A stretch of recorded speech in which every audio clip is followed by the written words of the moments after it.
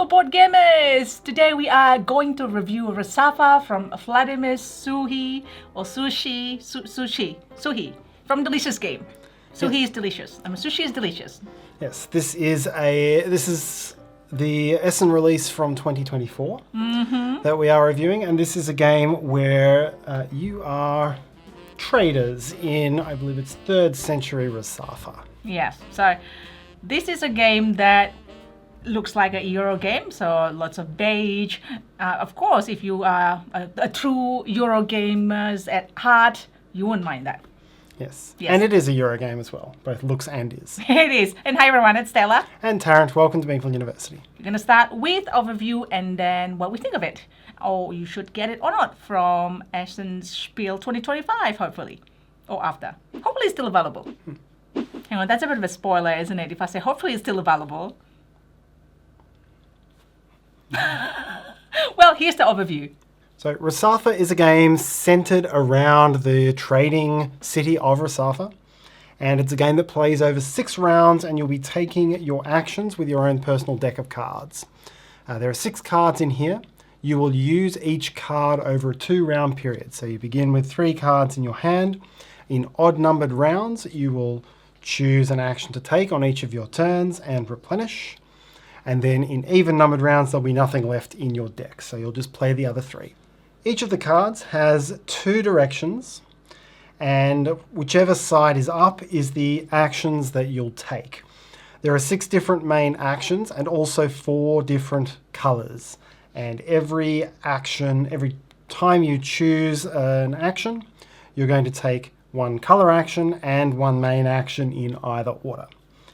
The color actions can be spent to move up on these color tracks, which will let you unlock these super cool cards. They can upgrade your action cards, there's endgame scoring objectives, other bonuses. But you only get 1 of them every 3 steps. Or you can use the color action to get 1 of these slightly less cool, but still pretty cool bonus cards. Most of them are smaller once-off immediate effects.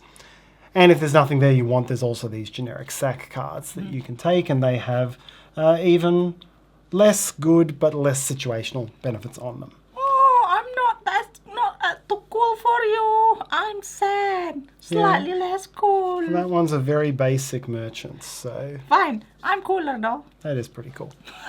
So you retract your comments about slightly less cool. It's less cool than those. Anyway, that's the core action mech. So anyway, you take the color action and you take the main action, and there are 6 main actions. They're very Euro-y styles of actions, and you're going to be building up a lot of personal things and trading out here when you do it. So you can build, not with the action, I'll find this one here. So you can build a workshop, initially level 1s, but you can get level 2s later on, so you'll pay the resources, take a workshop from the display and build it at any orientation in a checkerboard pattern. You can produce, so with this you choose 2 out of all of your workshops and you activate the production on 2 of them. So each of them has 2 choices. You have to choose different workshops and choose only 1 per workshop. You can also level up how many you activate by building these workshops on their activate more side. So if you alternate between building 1 on the extra side versus 1 on the main side, you can sort of gradually build this up in a balanced way. You can build gardens. So gardens come in 2/3 size or 1/3 size, and when you get one, you build it in the other halves of the checkerboards. They have different costs depending on the size. And then you trigger all of the little green benefits that you join, both with that and within the square. So if I were to then build this, for example, to complete that garden, I would get those coins that I just got again. So you can build it slowly and get it 3 times or so on. So you can enclose it and then more bonus. Yes, and you also, as you complete these gardens, you gain the benefits down here, so more points and rewards. You can go trading. So there are 4 resources in this game other than coins. So there's your building resources, stone and marble. And then you've got the luxury trading resources of amphora and spice. And when you go trading, you pay coins to move your camel along these tracks. And then you pick a location. You pick either the spice or amphora in that location. Some of them also have marble and stone. But you pick one of them and you either buy as much as you want or you sell as much as you want. You can, as much as you can as well. And as much as you can, yes. And you gain the rewards. There's some pretty good points for trading. And also flip it over when you're done, so one becomes stronger or weaker. So, for example, here I could spend a coin. I could buy not a spice. I buy an amphora. And they've got these little slots on the camels to slot them in. And there's a capacity thing you've got to manage as well. At the start of the game, you've only got one camel in your caravan, but if I had upgraded it through various actions, which has got camel on. Have got camel on. Some buildings got it, some cards got it, like this one as well, for example. Yes, then you would move this up, and so I could use the action to buy 3 amphora, for example, instead of just the one, and then I would slot more of those into my camel, like so. So that's very cool. Mm-hmm. So capacity of 7, so you can get 3 in 1, because the tiles, yeah, there you go. Yep. Very cool. Yep, and then you can also build trading posts in these locations, which give you these merchants, which fill up your board. This can contribute to endgame scoring and other objectives. You can build canals. So canals cost marble and coins, and you build them out over here. You just get the points that you cover. Canals are going to score repeatedly, and it's got a little bit of a tile placement thing going on here. That's right. You might think of barrage. It's nowhere near as brutal as barrage. It's kind of barrage light. But yeah, whenever you place next to some water, the water comes on here, and at the end of each second round, if you have triggered a water, you run it down to the bottom and score points based on every canal it goes through. And so this creates this interesting little mechanism where... It's combated. Oh, I mean, everyone can just build anywhere. Yes, everyone can build anywhere. You can get these rewards and so on. But you want to be the one who triggers the water. Because if you trigger the water, you get to choose where it goes.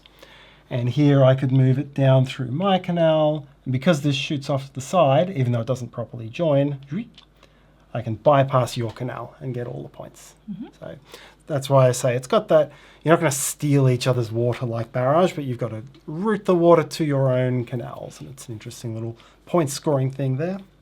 And then the final action is that you can take an extra color action on the color of your choice. So if you really want something down here or move them up on these tracks, get end-game scoring bonuses, things like that, you can take a second color action. Yep. You play over 6 rounds doing this, building up your engines, going trading, and so on. And whoever has the most points after those 6 rounds is the winner. We do enjoy Vladimír Suchý's games, and yes, this is one of them. I do love this. What game has that? Is that Kutnahora has that action as well with the cards, where you can choose which sides of the cards that you activate? Yes, it does have that double card thing. Yeah, so I'll give you more options if you want to focus on certain games. So this is point salad game also. So there are ways to score points. I think one of the major ways is to build canal, focus on canal building, and also trading. So if you can see that you can buy and sell things on the 2 different sides. So this side, you can like buy and what is it, amphora? Yep, this side wants to buy amphora mostly. Mm-hmm. But sells spice. This side wants to buy spice and sell amphora. So you're a genuine trader. You're going back and forward, making carting things to and from each other to get profits. Yeah. And some pretty good profits. Yeah. If you look at some of these, 4 points per spice if I deliver here. If I've got 7 camels and I'm going back, then I could be getting 28 points off an action. Yeah, it's lots of lots of points there. And we discovered this like on our first game, was like, oh, actually this you can just go back and forth and selling stuff and getting points. It's like the real merchants. You're getting like source it somewhere and then sell it somewhere else, making profits. Yeah, it's quite good and thematic in that way. Very.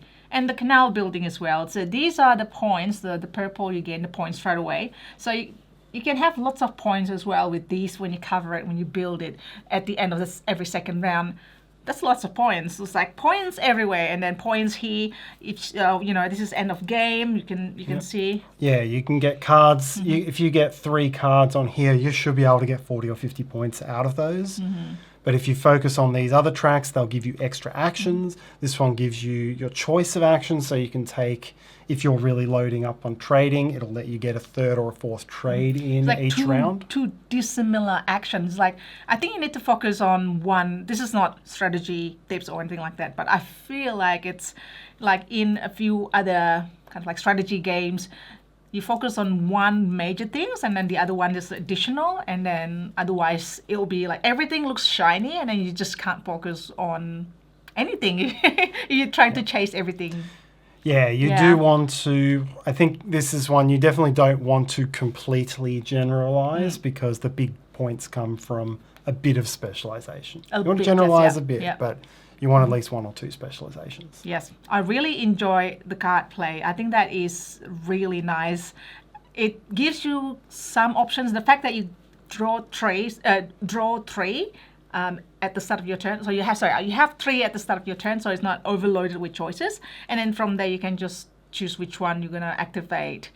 And then it's like whether this one or that one. It's not just the action, it's also the color of the things that you activate. So you want to push yourself on the pink track, or you want to push yourself on the yellow track, and then at some point I push myself on the yellow track. This is great, like giving you options to push on any tracks. And this is also, I think it's good with more specialization rather than generalization, but who knows. It's one of those that makes you feel good for building things.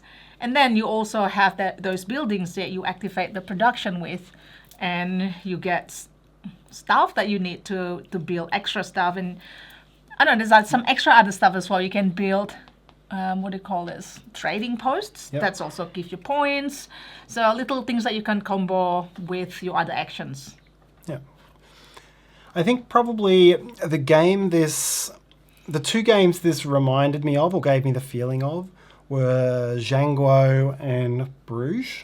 Both kind of old games. They're 10 or 15-year-old games now. And what made me feel that way is the action selection is, a kind of interesting little card play thing. And then from there, what you're doing out on the board, there's 4 or 5 things you're doing, and a lot of them are simple. It's like put something down, put a canal down, pretty independent, other than the placement in the canal, it's not that interactive for what you're doing with those actions. And so those games always made me feel that way. Okay. But what I really liked here is each of the things you can do has a different twist to what I've ever seen before. Yes. Like Bruges, I always felt, all right, I'm putting this thing here and that thing is there. And it's all just, I'm putting stuff in places. But you think about all 4 or 5 of the mini games. Games things here. Of like mini games put into one elegantly, right? And then each mini game has got twists. Yeah, so we've described the canal game and the way that you can try to create pathways and control the water. And there's high scoring. All of these interact as well. There's high scoring ones where you can build a water tank. Gives you more points, but you have to have generalized in a couple of the other actions before you're allowed to do it. And that's a pretty consistent theme. I've never seen something like this where you've got 2/3 and 1/3 and you're putting them in between on a checkerboard and re-triggering things. So that's pretty cool. Yep. And we mentioned out here on the trading board, I just love the thematic feel of going back and forth, trading this side, that side. And you actually have to go via Resafa you can exchange stuff from your camel to your warehouse, which is in Resafa, and then pick something else up from there. Say you got a spice off one of these cards, you have to go back to Resafa to pick it up before you can take it somewhere to sell spice. Yeah. So All of those things are very clever, and they're more interesting than the things you do in those couple of other games I mentioned. Yes. And that's, I think, the thing that shines most about Resafa. At Resafa, I agree. Those little mini games that put together the tile placement. Well, this is also technically tile placement with a bit of the comboing and then back and forth. I think those three are the main kind of like mini games that are interesting and main mechanics in Resafa.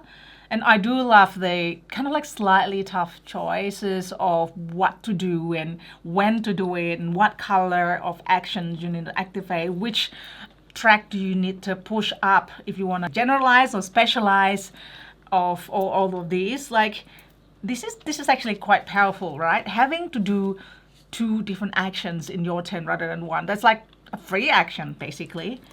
But at best, you'll get to use that probably like once or twice. Probably maybe, only yeah. once, Probably once, maybe yeah. twice. Yeah.